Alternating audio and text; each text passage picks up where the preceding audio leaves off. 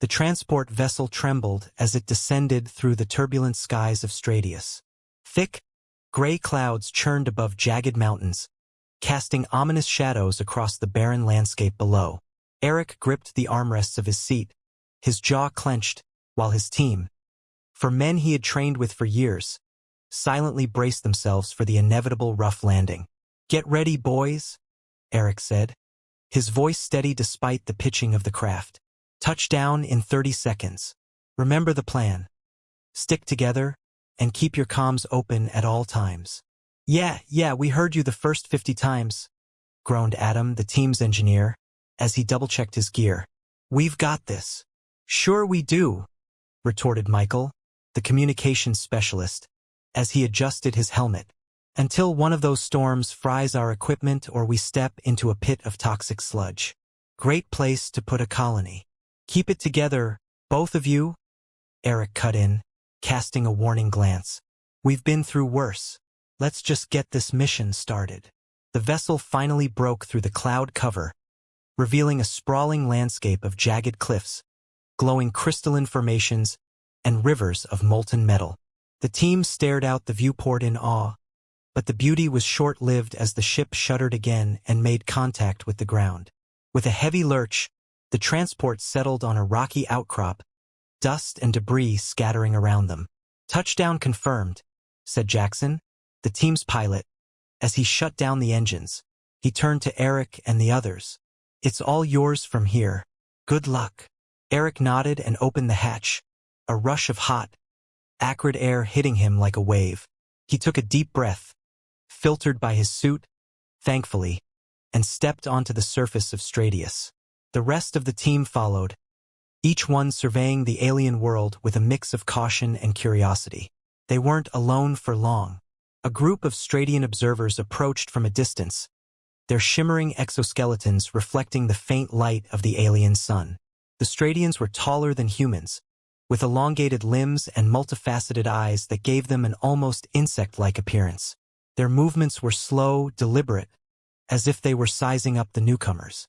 "Remember," Eric said quietly, his voice just audible over the team's comms. "We're here to learn and cooperate. No sudden moves." The Stradian leader, a towering figure with intricate patterns etched into their carapace, stepped forward and began clicking and humming in their native tongue. Michael quickly brought out a translator device, and after a moment, a monotone voice relayed the message. "Humans, you have been permitted to land. Your kind has not fared well here before. We will observe your actions closely." "Understood," Eric replied calmly. "We're here to work together. We mean no harm." Adam leaned closer to Eric, his voice low. "They don't exactly sound thrilled we're here. What's their deal?" "They think we're going to fail," Eric said. "But we're not here to prove anything. We're here to adapt. Just stay focused." The Stradian leader gestured for them to follow, and the team set off across the rocky terrain. Eric walked at the head of the group, his boots crunching against the brittle ground. Adam and Michael kept pace behind him, quietly discussing how the alien structures in the distance might have been built. "So what's the first objective?" Michael asked, glancing at Eric. "Initial survey," Eric replied.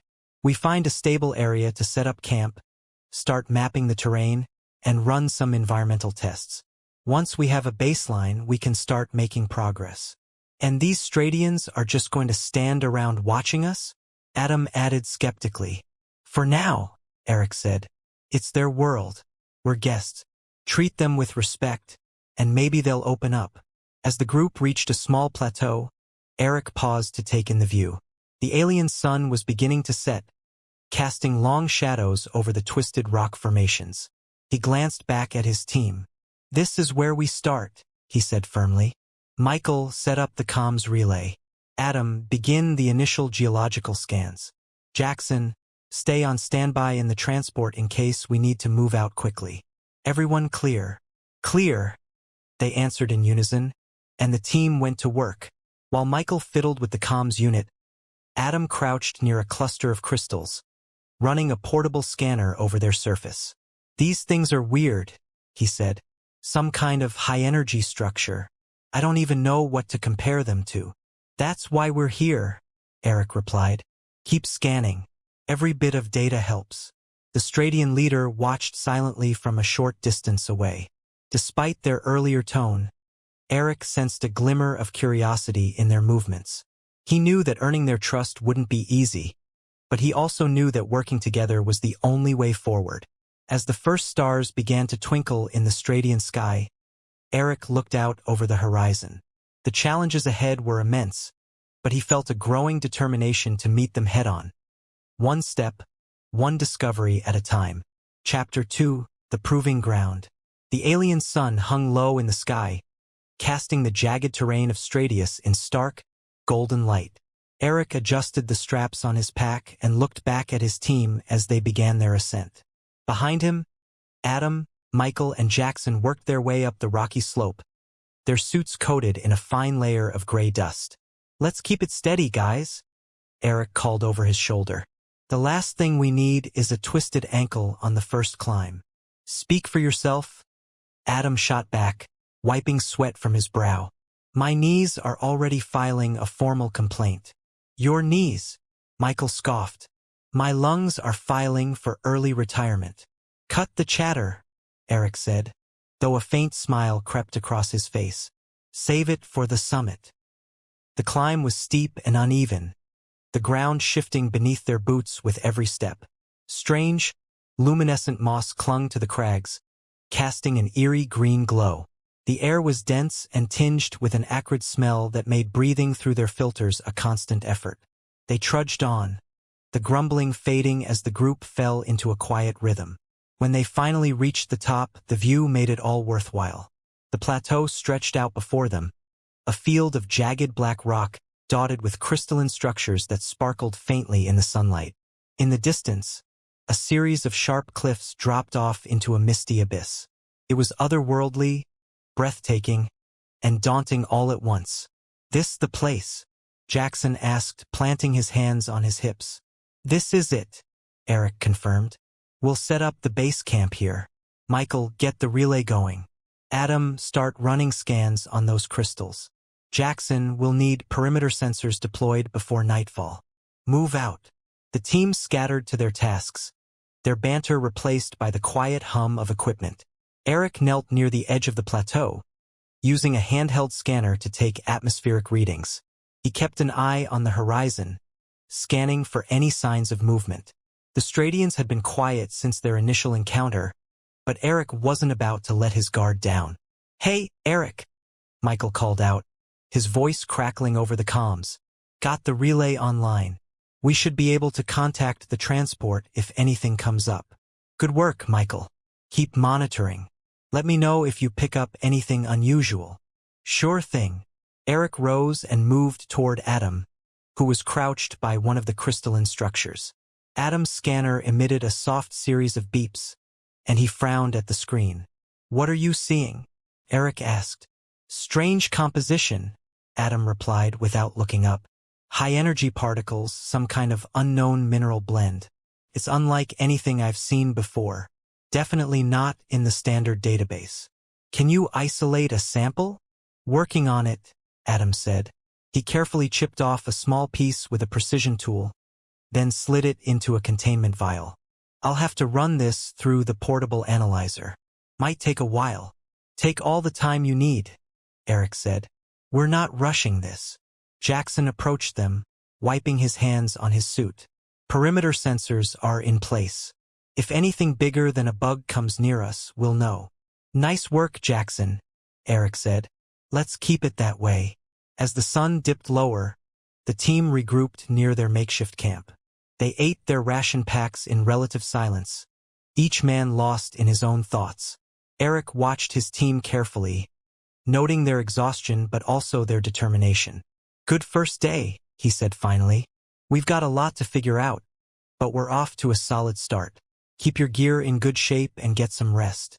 Tomorrow we move deeper into the plateau." "Can't wait," Adam muttered, stretching his sore legs. Michael chuckled. "Yeah, I'm looking forward to more climbing and less air." Eric smiled faintly. "We'll get used to it. We always do." As the stars began to appear overhead, Eric lay back on his mat, staring up at the alien sky. His mind wandered, not just to the challenges ahead, but to the possibilities. They were here to do more than survive. They were here to understand, to work together, and maybe, just maybe, to thrive. Chapter 3. The Catalyst. Eric stood at the edge of the volcanic field, the ground beneath his boots radiating intense heat. The air shimmered in waves, making the horizon blur. Beside him, Michael scanned the terrain with a handheld sensor, frowning at the jagged black rock formations that erupted from the landscape like frozen waves. A distant rumble echoed across the field, followed by a faint plume of ash rising into the orange-hued sky. "We seriously have to cross this?" Adam asked, adjusting his suit's temperature controls. "It's like walking into an oven." "Not just cross it," Eric said, pulling out his map overlay. "We need to get to that ridge on the far side. Lyra says the energy deposits are strongest there." Michael snorted. "You mean the Stradians say it? And last I checked, they haven't exactly volunteered to join the welcoming committee." "Let's not start that again," Eric said firmly. "They're giving us access, and that's more than we had before. This is our chance to prove." Right, Michael interrupted. "To prove we're not the soft, flimsy newcomers they think we are." "Got it. Still doesn't make me want to march into a literal hellscape." "You're welcome to wait here," Eric replied dryly. "Adam and I will push through." Adam shot a glare at Eric. "Whoa, I never said I was on board with this heatstroke hike. What happened to taking it slow? Collecting data, not dying." "It's not like we're unprepared," Eric countered. "We've got suits rated for these temperatures, gear to take samples, and comms to call for an extraction if it gets too hairy. If we want the Stradians to trust us, we can't back down at the first challenge." "First challenge," Michael said, pointing at the bubbling pools of lava in the distance. "You're calling that the first challenge?" Eric suppressed a sigh. "Look, we'll keep it simple. Adam, you handle the mineral extraction once we get there. Michael, you stay on comms and watch our backs. I'll lead the way." Adam and Michael exchanged a skeptical glance. Finally, Adam shrugged. "Fine. But if I get melted, I'm haunting you." "Noted," Eric said. "Let's move." The group picked their way carefully across the volcanic terrain. Eric took point, using his scanner to find the most stable paths, while Adam and Michael followed closely behind. The heat was stifling, even through their suits. The rocky surface hissed and popped underfoot, and the occasional tremor rattled loose stones from nearby formations.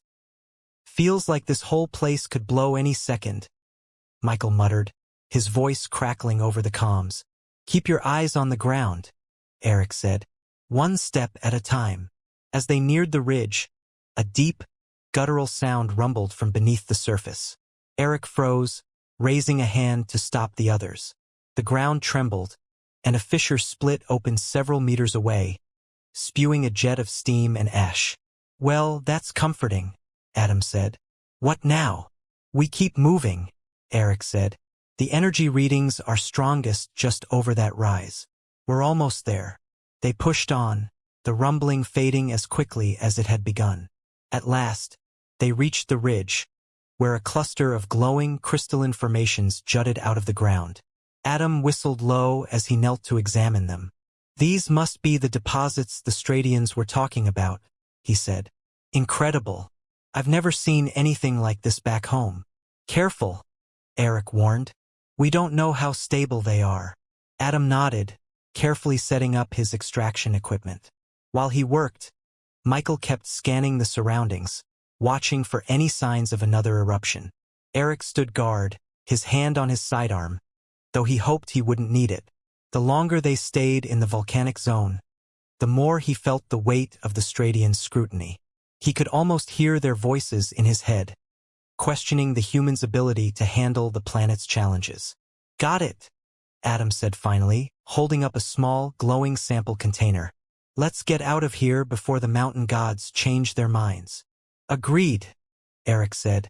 "Michael, lead us back the way we came. Keep an eye on the scanners."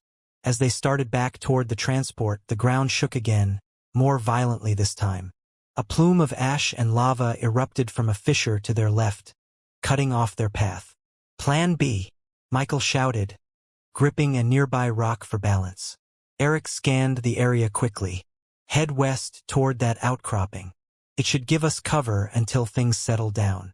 They scrambled toward the outcropping, dodging falling debris and leaping over cracks in the rock. The heat was unbearable, but they kept moving.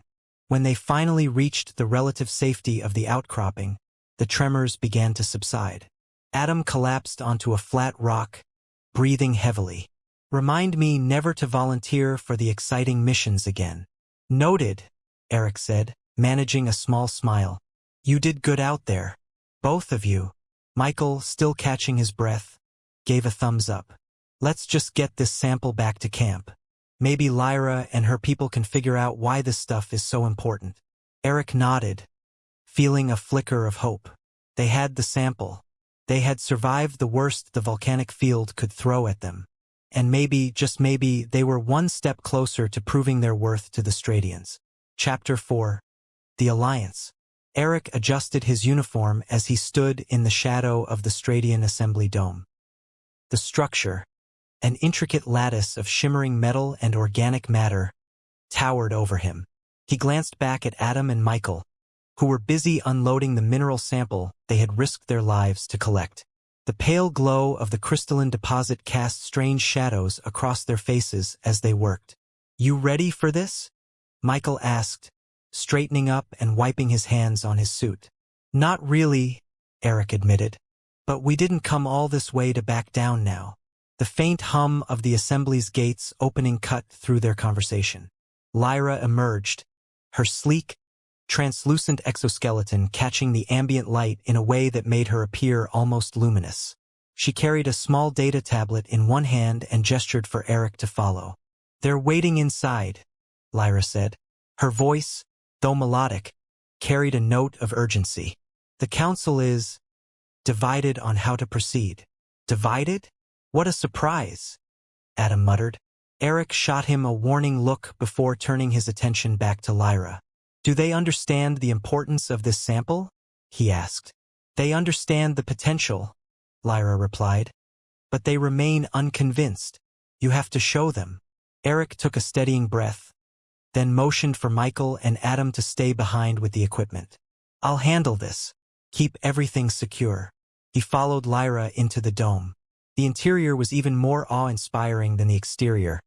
High vaulted ceilings, intricate patterns carved into the walls, and glowing panels that seemed to pulse in time with an unseen rhythm. Eric could feel the weight of countless Stradian eyes on him as he entered the central chamber. The council members sat in a semicircle around a raised platform. Each of them bore unique markings and elaborate regalia, and their multifaceted eyes fixed on Eric with a mix of curiosity and skepticism. Lyra stepped to his side, but kept a respectful distance. Esteemed counselors, Lyra began, this is Commander Eric Tate, the human leader who has brought us the sample from the volcanic field. He is here to discuss the next phase of our collaboration. The council's leader, an imposing figure with deep green patterns etched into their exoskeleton, tilted their head. The humans have survived the field, but survival does not guarantee worth. Why should we believe this collaboration will yield anything of value? Eric stepped forward, carefully choosing his words. With respect, counselor, this isn't just about surviving. We've analyzed the initial data from the sample. The mineral's unique properties could be the key to unlocking sustainable energy solutions. Solutions that benefit both humans and Stradians. Another counselor clicked their mandibles thoughtfully. You claim mutual benefit, but what does humanity truly offer in return? Why should we entrust this resource to you? Lyra interjected, her voice steady. Because they've already demonstrated their willingness to cooperate. The sample was not taken for their exclusive use, it was shared, brought here for us to study together. Eric nodded. We don't want to exploit Stradius. We want to learn from it, and in turn we hope to share our own advancements. We believe that by working together, we can accomplish far more than either of us could alone. The counselors murmured among themselves, their language a blend of clicks and low hums. Finally, The leader raised a hand for silence. "We will consider this proposal," they said. "But we require more than words. Show us progress. Show us that this partnership yields tangible results, and we may reconsider our position." Eric gave a slight bow. "Understood. We'll get to work right away." As the meeting concluded, Lyra guided Eric back outside. The cool air was a welcome relief after the intensity of the council chamber. "They didn't say no," Lyra said, a faint note of optimism in her voice. "Not yet," Eric replied. "But we need to move fast. The more progress we show, the harder it'll be for them to dismiss us." Michael and Adam approached, the sample safely stowed in a containment unit. "How'd it go?" Michael asked. "We're not kicked off the planet yet," Eric said. "But they want results.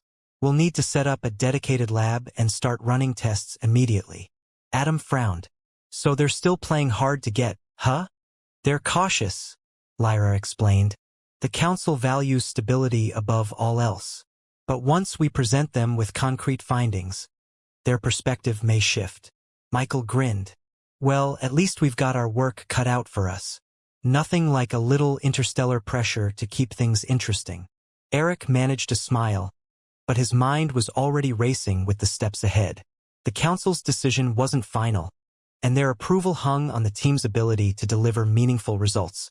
Together, with Lyra's guidance and the combined effort of his crew, Eric knew they had to prove themselves in ways that aced eyes reflecting the soft glow of the crystalline formations nearby. Adam and Michael were off to the side, setting up a portable lab to analyze the unique mineral samples they'd collected earlier. "What exactly does this do?" Eric asked Lyra, holding the orb up carefully. The object felt cool and smooth in his hands, its surface alive with faint ripples of light that danced across his gloved fingers. Lyra tilted her head slightly, the patterns on her exoskeleton shifting in a subtle, flowing motion. "It is a repository of knowledge," she said. "Our scientists use it to store and transfer research data. This particular one contains the historical records of our early exploration efforts on this planet." "Like a library on steroids," Eric muttered to himself. Michael, overhearing, glanced over from his equipment. "Wait, you're telling me that thing holds entire archives? How does it even fit it all in there?" "It's not a question of size," Lyra explained. "It's about the structure of the data. The orb uses a form of quantum entanglement, what you might call a non-local information matrix. The knowledge isn't stored within the orb itself, but rather accessed through it." Michael blinked. "I barely understood half of that, but it sounds amazing. Can we learn how to make these?" Lyra hesitated, her luminous eyes narrowing slightly. "Such technology is not easily shared. It requires a deep understanding of our fundamental sciences. But perhaps," she trailed off, glancing at Eric. "Perhaps what?" Eric prompted, lowering the orb. "Perhaps, with time and trust, we could exchange ideas," Lyra said. "If your team can demonstrate a genuine commitment to collaboration, we might consider teaching you some of the underlying principles. But for now, it is better if you observe and learn rather than attempt to replicate." "Fair enough," Eric said. "Let's start with observing." Michael, Adam, take note of everything Lyra explains. Every detail might be important. Adam sighed, rubbing the back of his neck. "Sure, but don't expect me to understand the quantum mumbo-jumbo. I'll stick to scanning rocks, thanks." "You're not just scanning rocks," Eric said firmly. "Every bit of data we collect here is part of the bigger picture. The more we know about Stradian technology and culture, the better we can integrate." Yeah, bigger picture," Adam muttered. "But I'm still calling it mumbo-jumbo." While the team worked, Eric moved closer to Lyra, who was now standing near one of the larger crystalline formations. She placed a hand against its surface, and the structure emitted a faint hum. A series of concentric rings of light rippled outward from her touch. "What's that?" Eric asked, stepping beside her. "It's a conduit for planetary energy," she said. "We Stradians rely on these structures to power our settlements and maintain environmental equilibrium. The patterns you see are an indication of the energy flow. By studying these, We can learn how to balance our needs with the planet's natural systems. And you're willing to share this knowledge with us? Eric asked cautiously. I am willing to teach you the basics, Lyra said. But understand, these conduits are delicate. Misusing them can cause great harm. Eric nodded. Understood. We're here to learn, not disrupt. Show me what you can. Lyra guided him through a series of gestures, demonstrating how to interpret the shifting light patterns and the subtle vibrations beneath his palm. Eric concentrated, absorbing as much as he could. The process was intricate, almost meditative. Meanwhile, Michael and Adam had finished setting up their equipment and were starting to analyze the samples they'd collected from the volcanic field. You think this energy stuff could help us back home? Adam asked, peering at the data readout.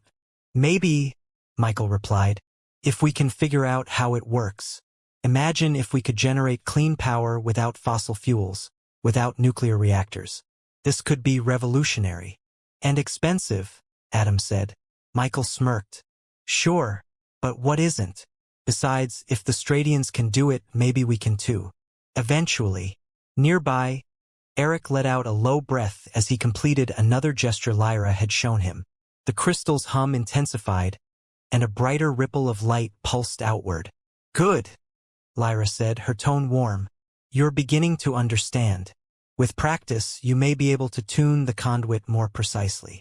I'll need a lot of practice, Eric admitted. This feels different from anything I've done before, but I'll keep at it.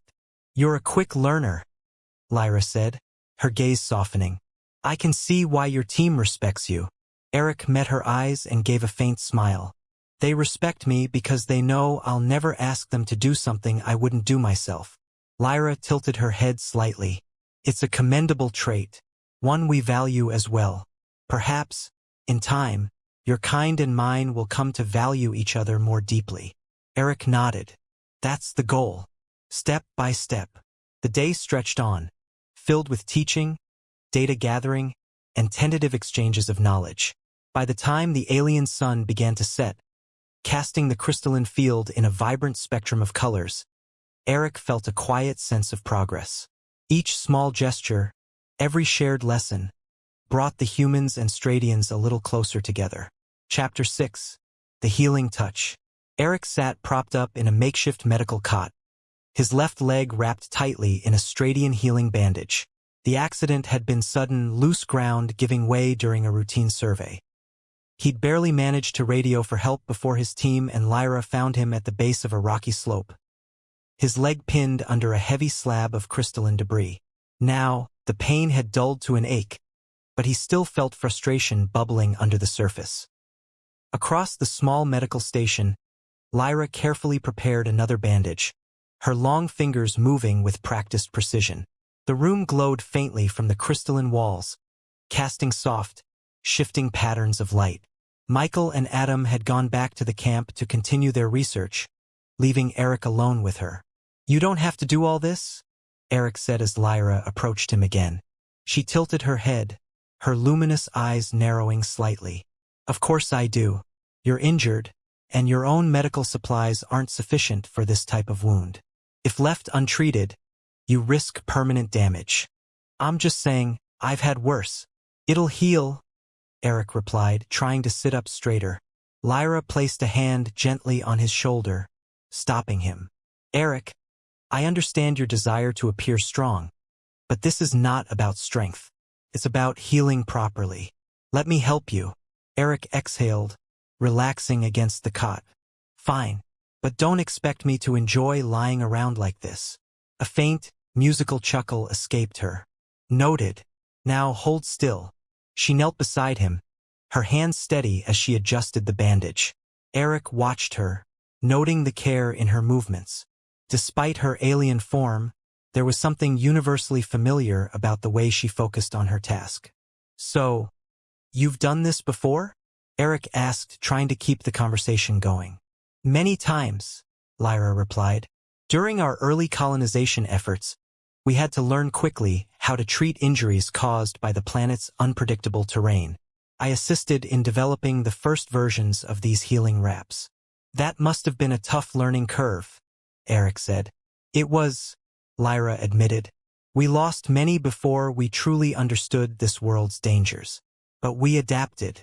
And now we know how to prevent most serious injuries. Eric looked down at the bandage she was securing around his leg. I'm not used to needing this kind of help. Usually I'm the one pulling my team out of trouble. Lyra paused and met his eyes. Even leaders need care, Eric. You can't always shoulder everything on your own. Yeah, he said softly. I guess you're right. For a moment, neither of them spoke. Lyra finished tying off the bandage and sat back, her hands resting in her lap. The room fell into a comfortable silence, broken only by the faint hum of the station's power systems. Thank you, Eric said at last. Lyra gave a small nod. You're welcome. You should rest now. Not sure I'll be able to sleep, Eric admitted. But I'll try. She rose gracefully, her movements fluid and deliberate. I'll be nearby if you need anything. As she turned to leave, Eric called out, Lyra! She stopped and glanced back. Yes. He hesitated, then said, I appreciate this.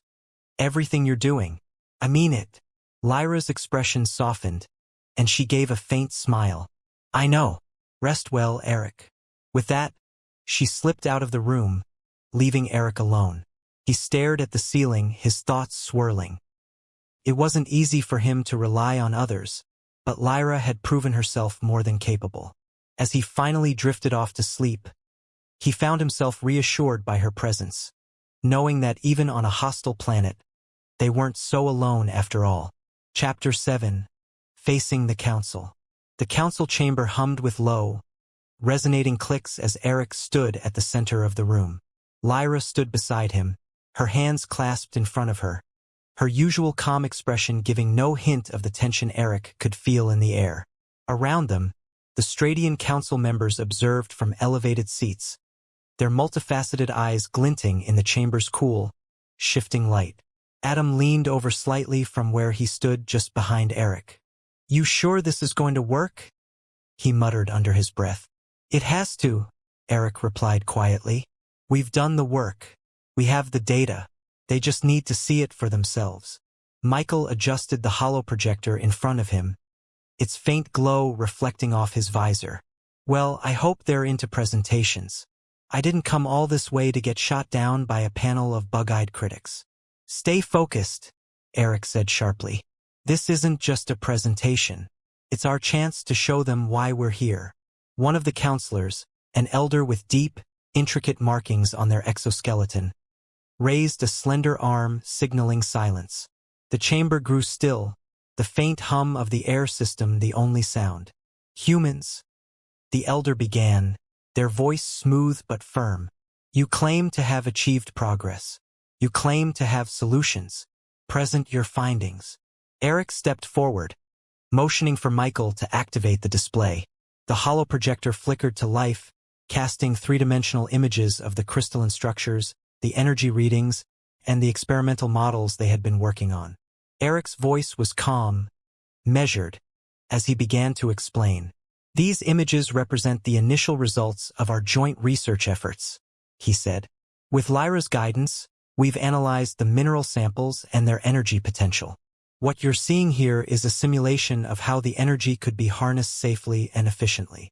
Adam, shifting his weight slightly, added, We've been able to create a stable extraction process. It's not just theory anymore, it's practical, replicable. We can prove it works. Michael pointed to one of the floating graphs. This data shows the efficiency gains. We're talking about sustainable energy production on a scale that benefits both humans and Stradians. And we're ready to share it. The counselors clicked softly among themselves, their tones subdued but clearly skeptical. Eric watched their faces carefully, searching for any signs of interest or doubt. He had prepared for this moment, knowing that words alone might not be enough. He needed them to see that humanity wasn't a liability, that they had something valuable to offer. Lyra stepped forward, her voice calm and steady. Counselors, these humans have demonstrated the ability to learn from our methods and adapt their own. They have not sought to exploit or take what is ours. Instead, they have shared their findings openly, inviting collaboration. One of the counselors leaned forward, their multifaceted eyes narrowing. And what would you have us do with this information? How can we trust that their methods will not harm our world? Eric straightened. We understand your concern. That's why we've followed your protocols and worked under your guidance. We've proven we can work within the boundaries you've set, and we're prepared to continue doing so. Adam added, we're not here to take over. We're here to work with you. We've done our part to show that we can contribute. Now it's up to you to decide if you're willing to meet us halfway. The room fell silent again, the counselors clicking softly among themselves. Eric's chest tightened. He knew this was a turning point. If they rejected the proposal, it would set back all the progress they'd made. But if they accepted, even cautiously, it could open the door to a deeper partnership. Finally, the elder counselor raised their arm again. We will review these findings in greater detail. For now, you may continue your research and exploration. But be warned, any deviation from our agreements will end this arrangement immediately. It wasn't a resounding endorsement, but it wasn't a rejection either. Eric nodded. Understood. We'll stay within your guidelines and keep sharing our progress. The counselors slowly stood, their tall, insect-like forms moving with measured grace. One by one, they exited the chamber, leaving Eric, Lyra, Adam, and Michael alone in the dimly lit space. Well, that went about as well as it could have, Adam said, crossing his arms. At least they didn't toss us out. Michael shook his head. Tough crowd. Do they ever just say, great job, and move on? Lyra turned to Eric, her expression calm but thoughtful. You did well, Eric. The council is cautious by nature, but they are also rational. If you continue to show results, they will eventually recognize your value. Eric exhaled, the tension in his shoulders easing slightly. We'll keep at it. We're not done proving ourselves yet. Michael rolled his eyes. Yeah, because proving ourselves is what we live for. Adam gave him a light shove. Come on, let's get back to camp. I've got a data set that's just waiting for me to analyze it. As they made their way out of the council chamber, Eric felt a small flicker of encouragement. They hadn't won the council over completely, but they had bought themselves more time to keep building trust and demonstrating that humanity belonged here as a partner, not a threat. Chapter 8. A New Dawn. The twin suns of Stratius rose, painting the jagged cliffs and shimmering crystalline formations in hues of gold and blue. Eric stood on a ridge just outside their main research site, staring out at the alien horizon. Behind him, the sound of tools clanking against equipment and the occasional burst of static from comms filled the morning air. Adam approached, rubbing his eyes and carrying a datapad. You're up early, he said. Couldn't sleep? Something like that, Eric replied. Just wanted to clear my head before the council's final inspection. Adam let out a low whistle. Yeah, no pressure or anything. Just our entire project on the line. Eric smirked. If we've done our jobs right, it won't be. Michael's voice crackled over the comms. Eric, Adam, where are you guys? We need a hand stabilizing the core frame on the generator. Unless you're too busy enjoying the view, of course. On our way, Eric said into his headset. He gave Adam a nod, and they descended the ridge together. They arrived at the main site to find Michael and a few Stratian technicians working on a large energy generator. The device pulsed faintly, its core glowing with the same crystalline energy the team had spent months studying. About time, Michael said, wiping sweat from his brow. This thing isn't going to stabilize itself. What's the issue? Eric asked, kneeling next to Michael. The core's output is fluctuating, Michael explained. We're trying to balance the flow so it doesn't overload the circuits. I need someone to monitor the readings while I recalibrate. I've got it, Adam said, taking the datapad from Michael and starting to scan the outputs. Eric moved to the other side of the generator, where Lyra stood with one of her colleagues. She was reviewing a series of holographic diagrams, her slender fingers tracing lines through the air. Everything all right here? Eric asked. Lyra turned to him, her expression thoughtful. Mostly. The generator is functioning within acceptable parameters, but we're encountering unexpected shifts in the energy signatures. I believe it's related to the planet's natural cycles, but we need more data. Let me know if you need an extra set of eyes, Eric said. She nodded. I will. The next few hours passed in a blur of adjustments, tests, and double-checking calculations. Eric worked alongside his team and the Stradians, their efforts synchronized as they fine-tuned the generator. It wasn't just a machine. It was a symbol of the collaboration they had worked so hard to build. By midday, the generator's output had stabilized, its core glowing steadily. The team gathered around it, reviewing the final readings.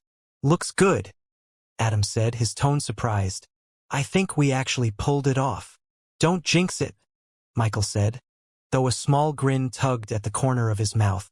But yeah, I'd say we did. Eric glanced at Lyra, who was watching the generator with a faint, satisfied smile. You were right, he said. We couldn't have done this without your guidance. You give me too much credit, she replied. This was a team effort. You and your crew have proven that you can adapt and work with us. That is no small accomplishment. Eric nodded. Well, let's hope the council agrees. Later that afternoon, the council arrived for their inspection. The elder counselor examined the generator closely, clicking softly as they reviewed the data. The other counselors murmured among themselves, their tones difficult to read. Eric stood with his team, his hands clasped behind his back. He caught Adam giving him a nervous glance, but he stayed calm, knowing they had done everything they could. Finally, the elder counselor turned to face them. Your efforts have exceeded our expectations. This generator demonstrates that humans are capable of meaningful contribution. We will continue this partnership under the conditions previously established. Adam let out a breath he hadn't realized he was holding.